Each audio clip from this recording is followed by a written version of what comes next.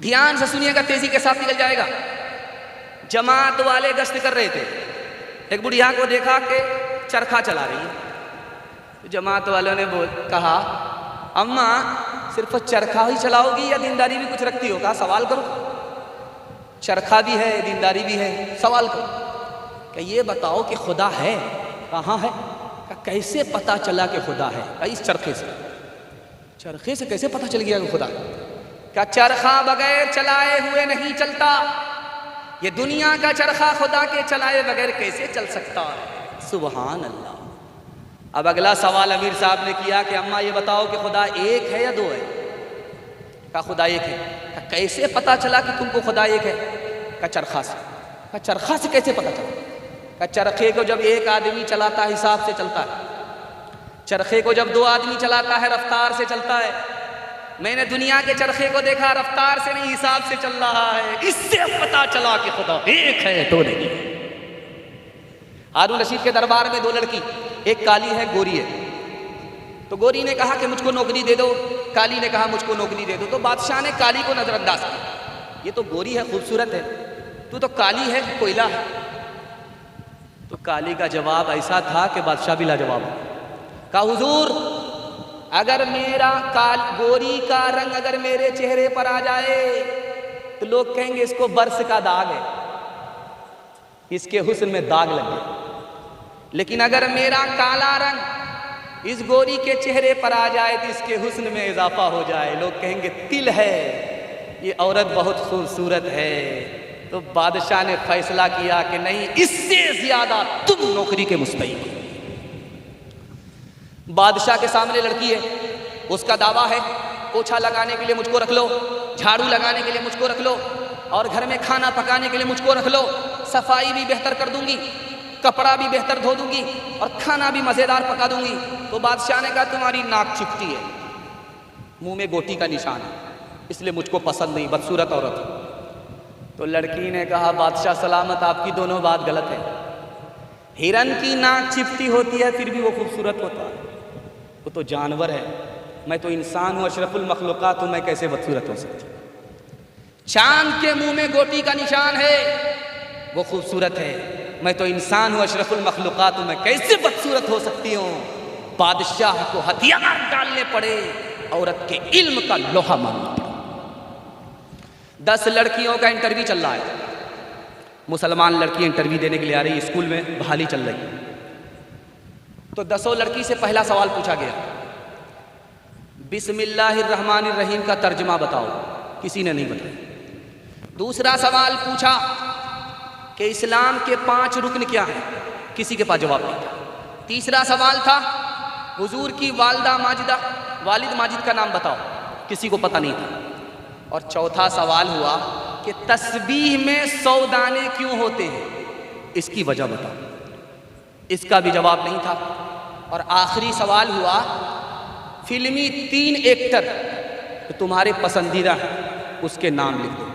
सब ने आखिरी सवाल का तसल्ली बख्श जवाब दिया, दिमागुन का आली कलामुन काली, और इनकी जुबां पे है दिन रात गाली। दिमागुन काली कलामुन काली, और इनकी जुबां पे है दिन रात गाली। दिमागुन काली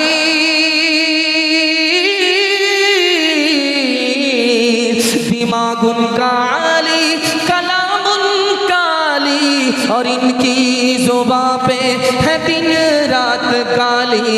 पसंद उनको दाना की बात करना, और मरगूब इनको है बकवास करना। हाथ उठाइए, वादा कीजिए बेटे से ज्यादा बेटी को तालीम दिलाएंगे इंशाअल्लाह। बेटा झूले पर होगा, बेटी चूल्हे पर होगी, हाथ उठाइए इंशाअल्लाह। खैर माशाअल्लाह, डिस्क ब्रेक मार करके आपने साबित किया है कि आप पिंडाल में पूरी बेदारी के साथ सुन रहे। मैं दिल से दुआ करता हूँ अल्लाह आपकी बेटी को इल्म देकर फातिमा और आयशा का नमूना बनाए। पर्दे के हवाले से पैगाम है, सुनने के लिए तैयार है? एक बार हाथ उठाइए इंशाअल्लाह। बड़ा खूबसूरत जलसा, बड़े जोश के साथ आपने सुना, और मैं यहाँ तक लेकर के जलसे के आया हूँ। अब अल्लाह से दुआ करता हूँ कि अल्लाह यहाँ से लेकर के वहाँ तक इस जलसे को कबूल फरमाए। ध्यान से सुनिएगा। मोती सोना चांदी से भी ज़्यादा कीमती है। जानते हैं क्यों? उसमें पानी होता है। जिस मोती का पानी निकल गया वो 40 कौड़ी में भी नहीं बिकता। मोती के अंदर पानी है, मोती सबसे ज़्यादा कीमती है। हजरत थानवी ने लिखा, औरत के अंदर अगर हया है तो ईमान के बाद सबसे बड़ी दौलत है। अगर औरत से हया निकल जाए, जैसे मोती से पानी निकल जाए, वो औरत दुनिया की मुसीबत है, बेकीमत है, उसकी कोई कीमत नहीं। अल्लाह के रसूल की मजलिस थी, सवाल हुआ कि ये बताओ सबसे अच्छी औरत कौन है, सबसे अच्छा मर्द कौन? हजरत अली भी फंस गए। कहा, या रसूल अल्लाह, मेरे निगाह में आपकी बेटी है फातिमा, इजाज़त दीजिए मैं पूछ कर क्या था। पूछ करके गए, वापिस आए। अल्लाह के रसूल ने पूछा, फातिमा ने क्या जवाब दिया? कहा, या रसूल अल्लाह, सबसे अच्छी औरत वो है जो किसी गैर मर्द को ताक झांक ना करे। सबसे अच्छा मर्द वो है जो गैर औरत को ताक झांक ना करे। इससे अच्छा मर्द नहीं, उससे अच्छी औरत नहीं। अल्लाह के रसूल जोश में बोले, वाह रे फातिमा, आखिर किसकी बेटी है? मेरे जिगर का टुकड़ा। ध्यान से सुनिएगा, तेजी के साथ निकल जाएगा। मोबाइल फोन है, जवान बात कर रहा है किसी गैर औरत से, और जब बात से फारिग हुआ तो हाथ उठा कर कहता, मालिक उस औरत के फितने से बचाओ। लिखने वाले ने लिखा कि जहर भी खा रहा है, इलाज भी चाह रहा, इलाज नहीं है। जवान आया मसला मालूम करने के लिए, हजरत गैर औरत मेरे सामने आ जाती है, मैं उससे निगाह नीची करके बात कर सकता हूं? करे, निगाह तो तुम्हारी नीची हो जाएगी, दिल तुम्हारा गर्म होगा। बात से ही तो जात तक आदमी पहुंचता है। एक नौजवान बोला कि आज के फैशन में औरत जब बेपर्दा निकलती है तो नाक में दम कर रखा है। तो हजरत ने कहा कि औरत ने नाक में दम नहीं किया है, तुमने उसकी दम में नाक रख दिया है। तुम निगाह नीचे कर लो, मसला हल है। एक आदमी थे, बड़े दीनदार थे। ध्यान से इसको सुनिएगा, इसी को सुनाने के लिए मैंने इस पैगाम को आपके सामने रखा। बहुत बड़े ईमानदार, लोगों का पैसा अपने पास रखते थे। लोग कहते थे बड़ा ईमानदार आदमी, और निगाह नीची करके चलता था। लेकिन गलती क्या हुई उससे? साली से मजाक करता था, अपनी साली से पर्दा नहीं करता था। साली से पर्दा नहीं किया, साली से मजाक कर रहा है, बेपर्दगी हो रही है, मजाक हो रहा है। बेपर्दगी की नहूसत अलग, मजाक की सजा अलग, इश्क हो गया। और जो लोगों का पैसा अमानत के साथ रखा था वो लेकर के भाग गए। आबरू अलग गई, ईमान अलग। हाथ उठाइए, वादा कीजिए, जिस तरह दूसरे की माँ बहन को समझेंगे, दूसरे की माँ बहन को अपनी माँ बहन समझेंगे, ताकि हमारी माँ बहन को दूसरे अपनी माँ बहन समझें। हाथ उठाइए इंशाअल्लाह। बहन से ज़्यादा साली पर मेहरबान होंगे, हाथ उठाइए इंशाअल्लाह। इंशाअल्लाह। ये औरत थी कभी खातून खाना, ये औरत थी कभी खातून खाना, ये औरत थी कभी खातून खाना, ये औरत थी कभी खातून खाना, ये औरत थी कभी खातून खाना।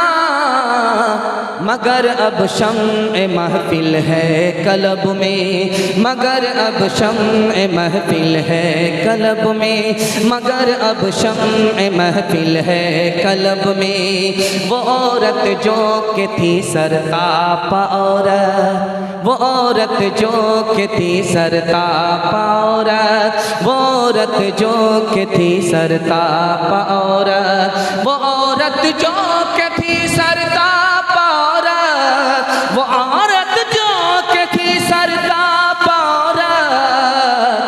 नजर आती है अब वो सब को सब में, नजर आती है अब वो सब को सब में, नजर आती है अब वो सब को सब में। आखिरी के पैगाम मियाँ बीवी के हवाले से सुनने के लिए तैयार है? हाथ उठा दीजिए इंशाअल्लाह। बड़ा खूबसूरत जलसा तेजी के साथ निकल गया। 3 मिनट का आखिरी पैगाम आपकी खिदमत पर रखने के लिए जा रहा हूँ मियाँ बीवी के हवाले से। अल्लाह के रसूल ने एक औरत से कहा कि तुम्हारे शौहर का सर फट जाए और खून निकलने लगे, उसके बाद पीप आने लगे, तुमने मोहब्बत में कपड़े से नहीं पोंछा, ज़बान से चाट लिया, फिर भी शौहर का इतना एहसान है कि खून को चाट लेने से भी शौहर के एहसान का हक अदा नहीं। अल्लाह के रसूल आराम कर रहे थे, दरवाजे पर दस्तक हुई, अपने दरवाजा खोला। कौन? कहा मैं फातिमा। कहा बेटी ये तो तुम्हारे आने का वक्त नहीं था, बेमौका कैसे आया? कहा अली से खफा होकर। कहा बेटी शौहर खफा हो और तुम मेरे घर पे दस्तक दो, आइंदा याद रखना अगर औरत की शौहर की इजाजत के बगैर मेरे घर में कदम रखोगी, ये दरवाजा बंद तो मिलेगा, खुल नहीं सकता। और बेटी अपनी मौत से पहले अपने शौहर से माफी मांग लेना। अगर तुम्हारी मौत हो गई, तुमको शौहर ने माफ नहीं किया, तुमने माफी नहीं मांगी, बेटी मैं जिंदा रहा तुम्हारी नमाजे जनाजा पढ़ूंगा भी नहीं पढ़ाऊंगा। एक औरत आई, शौहर से कह रही है कि मेरा कान खाली अच्छा नहीं लगता। तो शौहर बोला इससे क्या होता है, मेरा भी तो कान खाली है। तो औरत ने कहा तुम्हारा कान मेरी फरमाइश सुनने के लिए है, और ये जो मेरा कान है ये जेवर पहनने के लिए है। अगर कल तक फरमाइश पूरी नहीं हुई तो यूं पकड़ करके यूं मरोड़ दूँ। अभी आपने सुना था, देखा भी, और उड़ीसा के लोगों ने उस ट्रेन हादसे में जितनी कुर्बानी दी है, मिसाल बन गई, पूरी दुनिया में मिसाल बन गई। मौलाना कारी मोहम्मद अली साहब कह रहे थे कि जमीयत उलमा की टीम वहाँ पहुँची हुई थी, खाने का इंतज़ाम, ज़ख्मियों के इलाज का इंतज़ाम, इतनी बेमिसाल आपने खिदमत की है। वाकई इस साल आपने अपने नाम कर लिया। अल्लाह से दुआ करता हूँ इस खिदमत को अल्लाह कबूल फरमाए और इसका बदला इस दुनिया में उस दुनिया में आपको अता फरमाए। ट्रेन हादसा हो गया, मरने वाले लोग मर गए, बड़ी तादाद में मर गए, ज़ख्मी लोग भी पड़े थे। तो ज़ख्मी लोग बेचारे चुपचाप पड़े कि यार वो तो बेचारे मर गए, मैं तो ज़िंदा बचा हुआ। मगर एक औरत बहुत ज़्यादा शोर कर रही थी। लोगों ने कहा क्यों शोर कर रही हो, इतनी सारी जान चली गई। कहा मेरा बहुत भारी नुकसान हुआ। कहा जान तो बची हुई है, नुकसान ही नहीं हुआ है, इनकी तो जान भी चली गई, तुम आसमान को सर पर क्यों उठा रही? तो बोला नुकसान भी तो पूछो, मेरी उंगली कट गई। कहा तौबा तौबा अस्तगफिरुल्लाह, यहाँ गर्दन कट गई है, पूरा ख़ानदान खामोश है, उंगली कटने पर तुमने आसमान और ज़मीन को उठा लिया। ये तो पूछो कि वो कौन सी उंगली कटी है? जिस उंगली से मैं शौहर को नचाया करती थी वही उंगली कट गई है।